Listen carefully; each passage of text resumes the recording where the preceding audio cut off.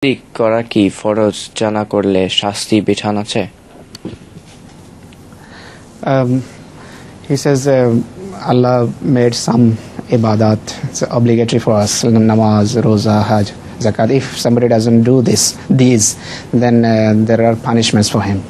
But what about tabligh? Did Allah mention any punishment for such person who does not preach? I think tabligh is also very important, because Ahmad sallallahu alaihi wasallam was given the message to convey the message to others.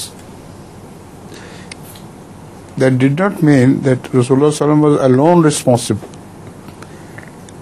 Naturally, those who listened to Rasulullah sallam were made, it was made compulsory to do tabligh upon them.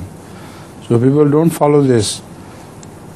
And this is very important, and I keep reminding Ahmadis that tabligh is not a voluntary work, it is an essential work.